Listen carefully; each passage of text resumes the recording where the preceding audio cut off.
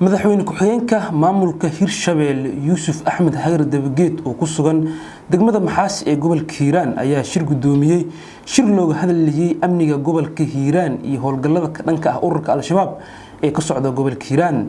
Shirka ayaa waxaa ka soo qayb galay taliyaha ciidanka dhulka ee xoogga dalka Jenaraal Maxamed Tahliil Biixi, xildhibaano ka socda dowladda dhexe ee federaalka ah ee Soomaaliya, xildhibaano iyo wasiirro ka socda maamul goboleedka Hirshabelle, taliyaha qaybta 27aad ee ciidanka xoogga dalka iyo sidoo kale maamulka degmada Maxaas iyo odayaasha dhaqanka. Kulanka ayaa waxaa diiradda lagu saaray muhiimadda ay leedahay in Al-Shabaab la dagaalamo iyo sidoo kale sidoo si socon lahaa dagaalka dhanka ururka Al-Shabaab ee ka socda gobolka Hiiraan.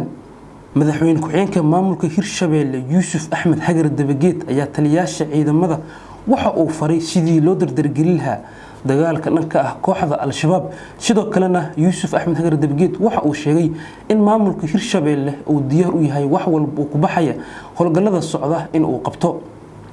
shirkan ayaa wuxuu ku soo aadayaa xilli gobolka Hiiraan oo ka socdo dagaalka dhan ah ururka Al-Shabaab oo iska kaashanayaan dadka deegaanka iyo ciidamada dowladda federaalka ah ee Soomaaliya, kaasoo Al-Shabaab looga qabsaday deegaano badan oo ku yaala gobolka Hiiraan. gobolka Hiiraan ayaa xilligan waxa uu yahay gobolka uu ka socdo dagaalka ugu xoogan ee ururka Al-Shabaab lagu jiro iyo sidoo kale gobolkii uu marka horeba ka bilowday dagaalka dhanka ah ururka Al-Shabaab oo dadka deegaanku ay bilaabeen ayagoo ka helaya garab dowladda federaalka ah ee Soomaaliya.